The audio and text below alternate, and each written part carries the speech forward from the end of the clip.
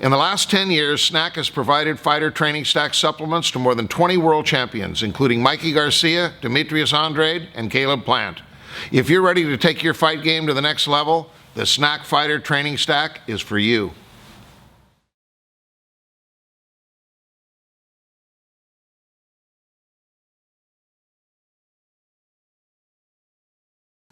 I don't know. Both tough competitors. I ain't got no dog in that fight, so I'll just sit back and watch as a fan. But breaking it down, as a pro boxer, like how do you see the styles working out and who has the advantage? I don't know. That's a tough fight. Canelo, he's got a lot of momentum right now. He's on top of the world right now, so hard to stop someone with that much momentum. So if I had to bet money, I'd probably put it on Canelo. That's a good fight too. I think that's definitely a 50-50 fight. Whoever wants it more will take it. Exactly. Danny, you said that it's a 50-50 fight between Canelo and Jacobs. What would be the game plan for Canelo be? What would the game plan for Jacobs be? I think Danny's gonna try to box him bang a little bit, and I think Canelo's gonna try to walk him down. And that's how I see that fight happening. You don't see either strategy having the edge? I think Danny's more of a talented boxer. I know Danny since the amateur, so I know he's a talented boxer.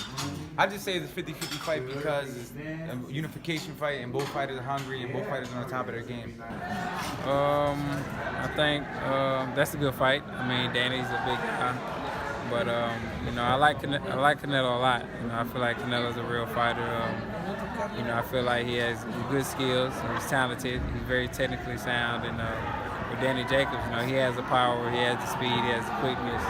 And I think it's a very interesting fight, just like when Danny Jacobs fought Triple G. Very interesting fight. Very good fight. Fun fight to watch. Two of the best guys out there fighting each other. That's a good thing. Stylistically, how do you see the fight playing out, and what should fans be looking for in that fight? You had a great boxer against a great, more of a puncher, but a good boxer also. But Jacobs is probably the better pure boxer out of the two, and he has to use his height and reach advantage and fight a very, very tactical, smart fight, and try to stay away from the guy's power. It's a very good fight, one I look forward to seeing. Who do you give the advantage to, or at least the edge coming in? Is it Jacobs because he's a little bit bigger, or is it Canelo because he's a bit quicker? I think Canelo is just, he's been in the bigger fights, and he's been in, I think you have to give him the edge a little bit, because Canelo, he had a long layoff, and he's been in a couple good fights since then, but not really at this level. This is probably the biggest punching power guy he's faced in maybe ever. More than Golovkin? Not more than Golovkin, but as good. Good puncher, heavy-handed. Interesting fight. Yeah. The Canelo Jacobs fight, what do you think about it? And on top of that, September or in the fall, do you think the Canelo, the third one, will happen? I don't know who's won. It's a hard fight, though, right? Probably. Yeah. Probably. I know. No, just. Because you beat Jacobs, and it was a close fight. It's both. Yeah. It's both as good boxers, just a little bit different strategy, like, the styles. Just it's a tough fight. It's a tough fight, yeah. The Canelo fight in September, you think you're confident it happens? No, I hope so. Nobody knows, just I don't know, maybe after first fight I can't fight, just maybe Daniel beat him, just nobody knows, just we talk a lot, we have a good deal. Why not? If you people really want to watch, of course we'll bring. Canelo is a great fighter. I think he's one of the OGs that's still boxing that I'm highly on. I believe that it's gonna be a great fight. I also like Joppy too. So it's gonna be a great fight. I believe. I really don't see the winner. I'm a fan, you know, so I'm ready to watch the fight. So you have a guy in Canelo that can counterpunch really well, a good body shot, but you got Jacobs, who's a big guy, can box very well and comes forward. Stylistically, how does that play out? I believe I seen Joppy counter a few times on Triple G, so I believe that Canelo more quicker, more I wouldn't say explosive, because Joppy, he can fight too, and he explosive too. So it's hand in hand. It's really 50-50 fight, huh? That's a big 50-50 fight, and may the best man win that night. I'll be watching for sure. You know, Jacobs Canelo is a very good fight. I still think that Canelo is a little better skilled than Danny. He's more compact with his punches. Canelo should win, but it's just like this fight. If Canelo's not in his A game, Danny Jacobs is a very, very good fighter. Could spoil the plans for the future for Canelo. Man, it's a 50-50 fight. Anything could happen. Daniel Jacobs is a very experienced and a very talented boxer. I'm not gonna say boxer puncher, because if he feels himself to be a boxer puncher, he may be in trouble. He needs to just make sure that he stays on the outside and just try to outbox Canelo, with every now and then, you know, counter punching him with some big power shots, but mainly just focusing on the technique, on the strategy of just being on the outside, because he's such a larger man compared to, I don't want to say larger because they're the same weight, but when it comes to height, he has quite of a height advantage, you know, compared to Canelo, who's about 5'8", and what I believe Jacobs is about 6 feet, right? 6'1" almost. So no, 6 feet, and you know, so he has that height and reach advantage. He needs to use that to his advantage, and we'll see how it turns out though, because Canelo is very experienced himself. He is very versatile. He can fight on the inside. I think what's more beneficial for him is to start fighting on the inside, and then later on in the fight, start changing it up, and then counter-punching Daniel Jacobs at different moments of the fight. How would you approach a fight with Jacobs if you were telling Canelo to fight him? I would tell him to study Chavez, you know, meaning he would have to go in there, crouch down just a little bit, and move your head, and just keep treading, you know, keep going in and throw combinations, and because if you think you can outbox Daniel Jacobs, it's going to be very difficult. It's easier to go inside and work the body. The body is the one that you have to break him down, and hopefully he'll fall. A lot of people that I've spoke to think that Canelo's counterpunching is going to play a big part in the fight. Do you see that? I can see that. But look, you never know what Canelo's going to do. You just never know. I mean, I have no clue what he's going to do come May 4th, because he's always changing his style. He keeps learning. He's growing. So yeah, we'll see what happens. From the last two fights that Jacobs have had, what have you seen from him as a fighter? In your opinion? I think, look, he has that willpower. You know, he has that mentality of a cancer survivor. You know, like nothing's gonna take me down. I mean, it can be his nemesis, or it can be his best friend inside the ring. Because if he thinks that Canelo doesn't punch hard, and he's gonna want to stay in front of him, who knows? It might be an early night. But if Jacobs really does have a chin and that heart that he possesses, it can be a long night for Canelo. We saw him get knocked out with Prerog, though it was a long time ago. Right. Golovkin knocked him down, but he came back really strong after that. Do you think this fight, because of that, he's shown that he can't get hurt, it will end a knockout for Canelo? Well, the fact that he can get hurt tells you a lot, but like you said, I mean, it was a long time ago. You know, and Canelo's not banking on that. He's banking on the fact that he's banking on Canelo's skills. That's what he's banking on. I think Canelo has to stay focused with his game plan and stick with it. I strongly feel that when Canelo hits him 2-3 punches and Jacob is still there, Canelo has to rethink, refocus, reset himself. Because I'll tell you one thing, when you hit a guy and he's still standing, a lot of fighters fold. A lot of fighters say, oh my gosh, what did I get myself into? Canelo has to stay focused every single round.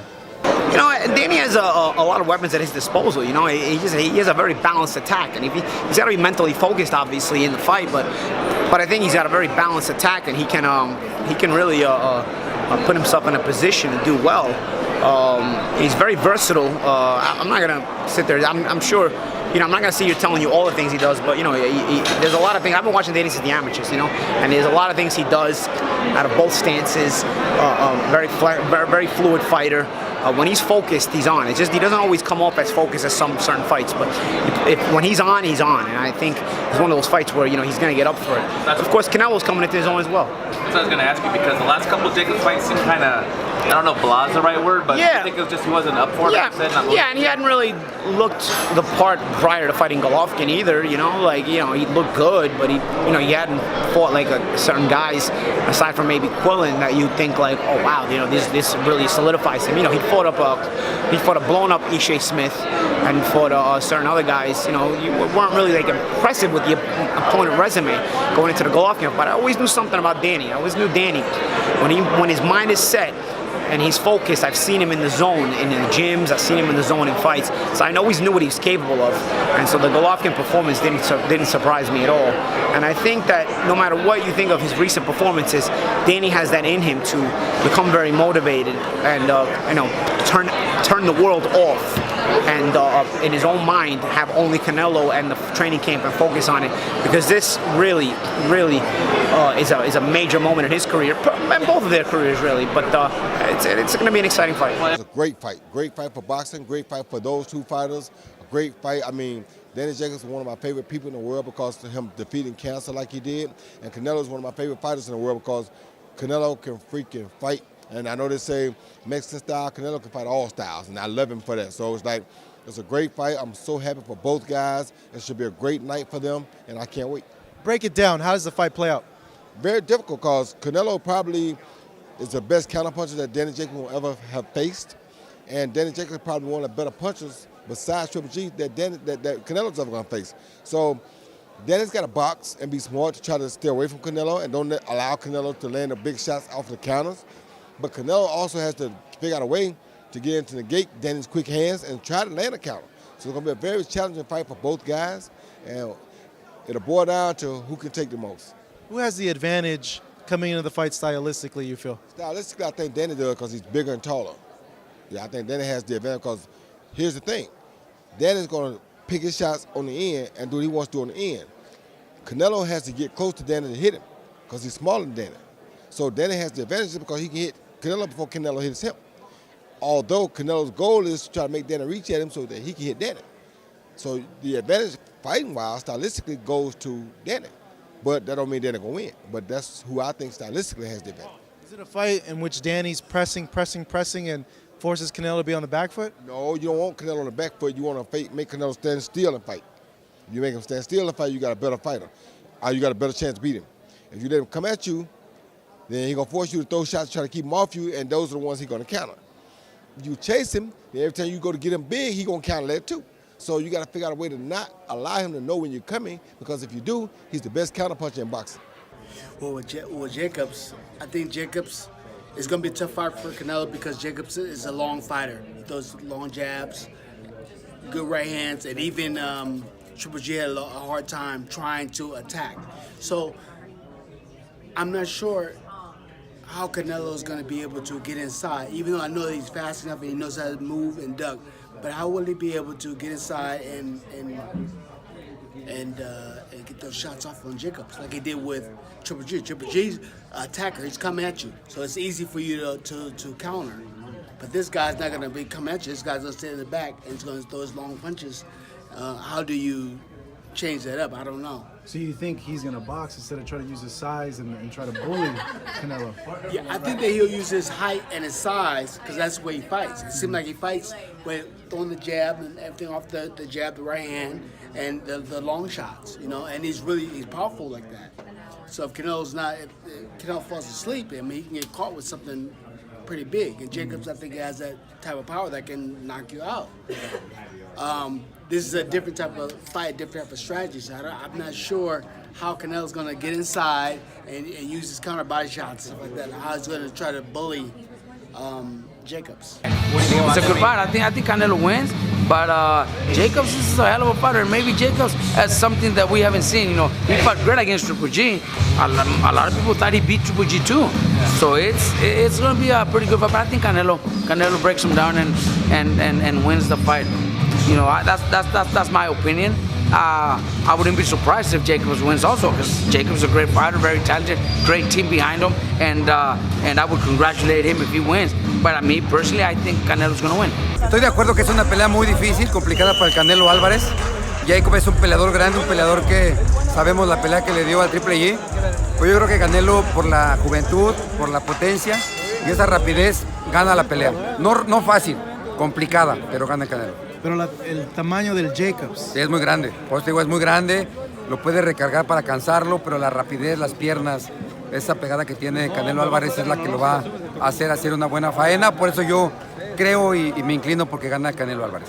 Do you think he wins because of his counter punching? ¿Crees que el Canelo va a ganar por su contragolpes?